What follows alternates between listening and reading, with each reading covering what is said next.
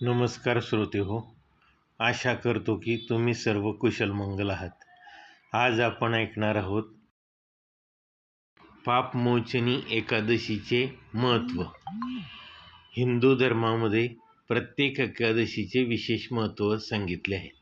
तसेच पापमोचनी एकादशी होळीनंतर आणि चैत्र नवरात्रीच्या आधी येते. पापमोचनी एकादशी हिंदू धर्मात खूप महत्त्वाची तारीख मानली जाते. पापमोचनी एकादशी हिंदू कॅलेंडरची शेवटची एकादशी आहे. पापमोचनी एकादशीच्या दिवशी विष्णू भगवानची पूजा केली जाते.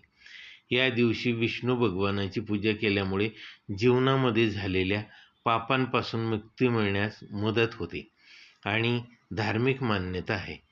प्रत्येक वर्षी चैत्र महिन्यातील कृष्ण पक्षातील एकादशीला तिथीला पापमोचनी एकादशी म्हणून ओळखले जाते. पापमोचनी एकादशी उपवास करून खऱ्या मनाने प्रायश्चित्त केल्याचे सर्वात गंभीर पापे देखील नष्ट होतात अशी धार्मिक श्रद्धा आहे. पापमोचनी एकादशी 25चा शुभमुहूर्त. पापमोचनी एकादशी उपवास 25 मार्च 2025 मंगळवार. एकादशी तिथी सुरू 25 मार्च सकाळी 5:05 एकादशी तिथी संपते 26 मार्च पहाटे 3:45 वाजता. पूजेचा शुभकाळ 25 मार्च सकाळी 9:22 ते दुपारी 1:47. पापमोचनी एकादशीचे व्रत पारण वेळ 26 मार्च 2025 दुपारी 1:39 ते सायंकाळी 4 वाजेपर्यंत. पापमोचनी एकादशीच्या दिवशी उपवास केल्याने पूर्वजांना मोक्ष मिळतो आणि मागील जन्मातील पापांचा परिणाम कमी होतो असे मानले जाते. पापमोचनी एकादशीच्या दिवशी विष्णू सहस्रनामाचे पठण करावे आणि तुळशीची पाने अर्पण करावीत अशी धार्मिक श्रद्धा आहे. पापमोचनी एकादशीच्या दिवशी अन्न वस्त्रे देऊन आणि गरजूंना मदत केल्याचे पुण्य प्राप्त होते आणि भगवान हरी प्रसन्न होतात. जरी तुम्ही एकादशीचा उपवास करत नसला तरी तुम्ही या दिवशी हलके आणि सात्विक अन्न खावे.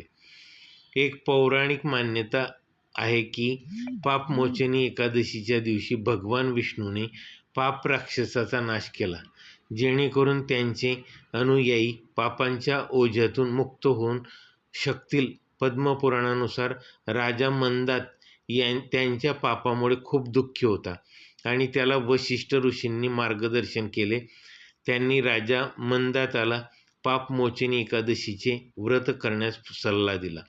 असे म्हटले जाते की या व्रताच्या परिणामामुळे राजाची सर्व पापे नष्ट झाली आणि त्याचे राज्य पुन्हा स्थापित झाले.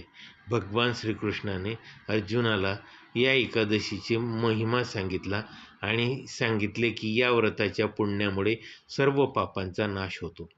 अशा परिस्थितीत जर तुम्हालाही जाणून बुजून किंवा अजाणतेपणाने केलेले सर्व पाप धुवून टाकायचे असेल आणि आनंदी जीवन जगायचे असेल तर पापमोचनी एकादशीचा उपवास नक्कीच करावा.